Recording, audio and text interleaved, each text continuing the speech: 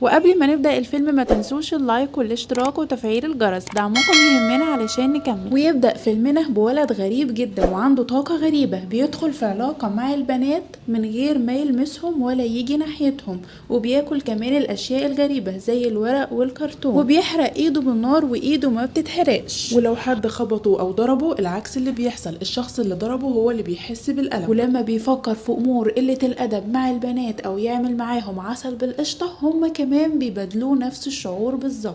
بيبدأ فيلمنا بشاب اسمه كيلي، بيكون معجب ببنت اسمها دومينيك معاه في المدرسة، وبتكون هي الوحيدة اللي بتعامله حلو، لأنه دايما يتعرض للتنمر بسبب الأشياء اللي بيعملها زي أكل الورق، وصحابه كمان بيتمسخروا عليه، خصوصا نيلسون وصحابه، وبيرموه كمان في الزبالة وبيصوروه فيديو علشان ينشروا الفيديو ده على جروب المدرسة ويفضحوه كمان قدام صحابه، ودايما بيتنمروا عليه بسبب أكله للحاجات الغريبة والأفعال الغريبة اللي بيعملها. وبتتعب أمه لما بتشوفه كده، وبتحاول إن هي تعالجه بكل الطرق، لدرجة إن هي جابت له دكتور في البيت، خصوصا من بعد ما قعد وما بقاش يتحرك بسبب الأكل الغريب والأشياء الغريبة اللي بياكلها. لكن الدكتور قال لها انه لازم يروح لدكتور نفسي لان حالته ميؤوس منها ومفيش علاج ليه. وفي يوم من الايام وام كيلي كانت ماشيه في الطريق، لقت راجل عجوز بيدعي ان هو بيعالج اي مرض وبدون مقابل، وان ربنا اللي اداله القدره والموهبه دي انه يقدر يعالج اي حد، لدرجه ان بيجيله واحده عجوزه مش قادره تمشي على رجليها وعندها خشونه في الركبه، فمجرد ان هو يحط ايده على ركبها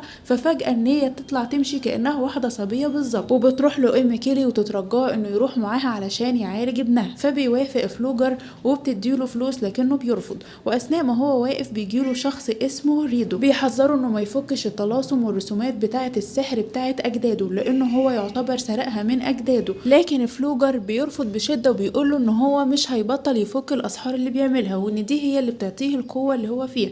فيقوم ريدو متعصب عليه ويروح ضربه بالقلم، لكن اللي بيحس بشعور الالم ده هو ريدو، اما فلوجر ما بيحسش باي الم وما بيتاذيش. وبعد كده فلوجر بيروح على بيت كيلي ويقعد معاه ويحاول انه يعالجه، لكن يطلب ان هو عايز يدخل الحمام، وهو في الحمام بيروح محضر الطلاسم والاسحار وعاملها وهو واقف في الحمام. بعد كده لما بيطلع بيحط ايده على جسم كيلي، وفجأة فلوجر وهو بيعالج كيلي بتروح السيجارة واقع منه على صدر كيلي، وفجأة فلوجر بيحس بتعب شديد وبيقع على الارض، وبعدها بيموت على طول. وبعد كده كيلي بيروح قايم من النوم وبيكون في حالته اتحسنت جدا عن الاول. بعد كده سيارة الاسعاف بتيجي وبتاخد جثة فلوجر. خبروا ام كيلي ان فلوجر ده كان نصاب وانه بيحب ينصب على الناس وياخد فلوسهم. اما بقى تاني يوم بيحصل حاجة غريبة لكيلي، وهو بيصلح العجلة بتاعته فجأة صبعه يتعور، لكن الجرح فجأة يلم، فيجري بسرعة على امه ويخبرها باللي حصل، لكنها ما بتكونش مصدقاه، لكن بتكون فرحانة ان حالته اتحسنت عن الاول. وتاني يوم الصبح وكيلي رايح المدرسة، بيقابل في الطريق حبيبته دومينيك، وبتطمن عليه وبتقوله انه شكله احسن بكتير من الايام اللي فاتت وان حالته اتحسنت. ففجأة بيدخل عليهم صاحبهم وبيكون متغاظ منه علشان واقف بيكلم البت دومينيك اللي هي تبقى برنسيسة الفصل بتاعهم، فبيتغاظ منه بيقوم خبطه، لكن كيلي بيستفزه اكتر لان كيلي عرف ان هو عمره ما يتأذي.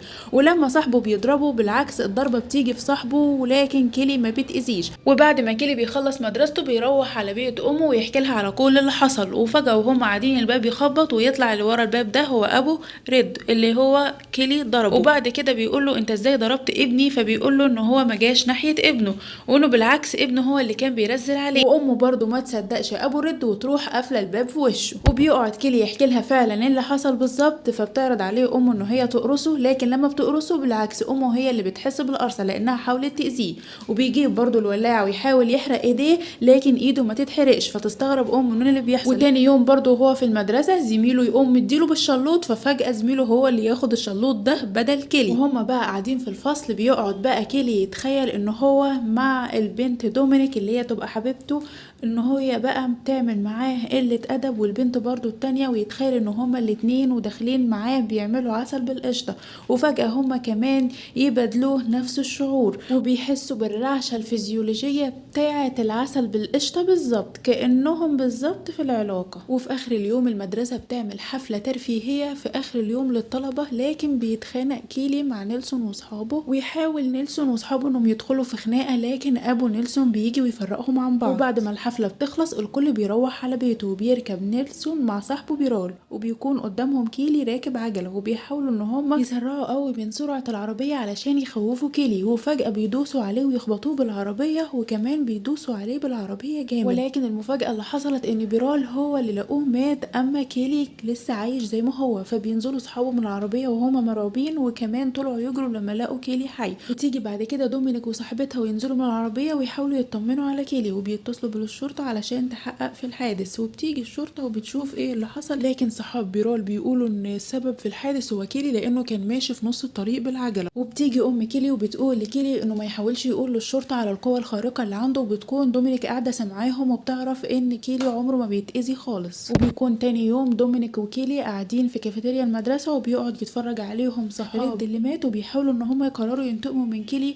ويخربوا البيت اللي هو عايش فيه. ولما كيلي بيروح من المدرسه بيلاقي امه قاعده وتعبانه ومش قادره تتحرك، فبيقرر انه ياخد سيارته ويروح يجيب لها دواء من الصيدليه. وبيكونوا اصحابه قاعدين فاكرين ان اللي خرجت من البيت دي هي ام كيلي، اما كيلي قاعد جوه. وبيتحركوا بسرعه بعربيتهم ناحيه بيت كيلي، وبيقرروا انهم يسحبوا الحجر اللي تحت المقطوره علشان المقطوره تقع. وفجاه لما يسحبوا الحجر المقطوره تقع، والبيت كله يتهدم على بعضه لدرجه ان الغاز بيتسرب. ولما الغاز بيتسرب بتشم ام كيلي ريحه الغاز، وبتحاول ان هي تفتح باب الشقه، لكن بيكون كيلي قافل عليها الشقه وما بتعرفش تخرج بره. وللاسف الشديد البيت كله بينفجر، وبيرجع كيلي البيت وما بيكونش مصدق النار اللي فيه، ويطلع يجري علشان ينقذ امه، لكن يكتشف في الاخر ان والدته ماتت، ودخل وخرج في النار من غير ما يجراله اي حاجه. ونقلوه على المستشفى علشان يتاكدوا انه مش فيه اي اصابات، لكن الغريب هنا انه ما بيتصابش باي اصابه بالرغم انه دخل جوه النار وخرج منها. واثناء الجنازه بيكون كيلي متاثر بموت والدته،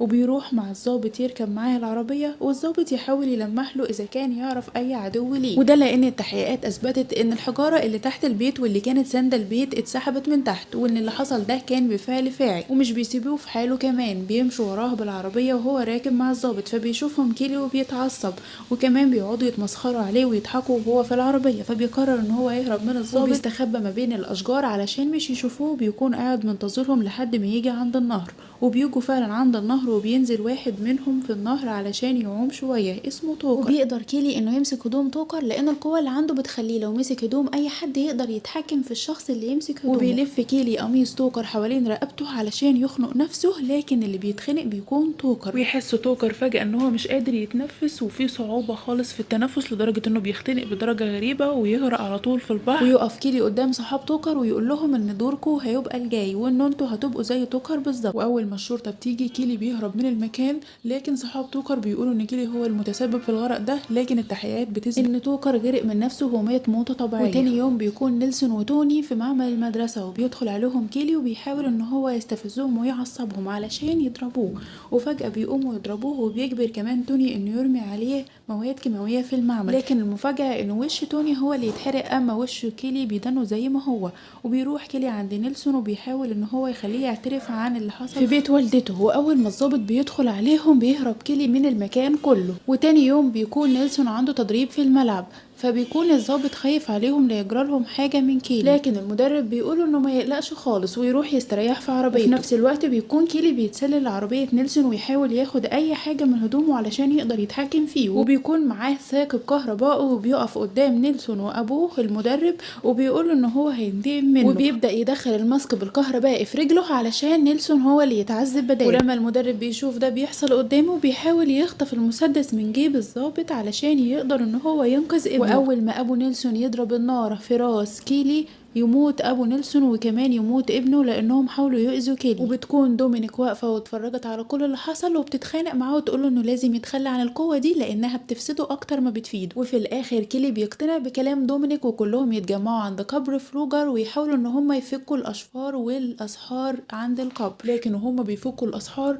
بيتعرض كيلي لصدمات شديدة وتشنجات شديدة، فبتخاف عليه دومينيك وبتقوله ان هما لازم يهربوا دلوقتي من هنا. واول ما يتحركوا عشان يهربوا الشرطة تقوم ضربة عليهم نار، فيقعوا هما الاتنين في قبر فلوجر. وبعد ما وقعوا في القبر بيلاقي كيلي ان دومينيك حبيبته ماتت، وبيكون هو طبعا اللي تسبب في موتها، فبيقرر ان هو يموت نفسه، فيفتح مقبرة فلوجر وياخد قلب فلوجر وياكله علشان يموت. وبعد ما اكل قلب فلوجر بيتعرض لتشنجات شديدة وبعدها بيموت. وتيجي الاسعاف وتاخد الجثتين، لكن المفاجأة هنا فيها ان دومينيك بتكون ما ماتتش وبتصحى من النوم عادي، وبتكون كمان اخدت القوة بتاعت فلوجر، وبيخلص الفيلم على كده.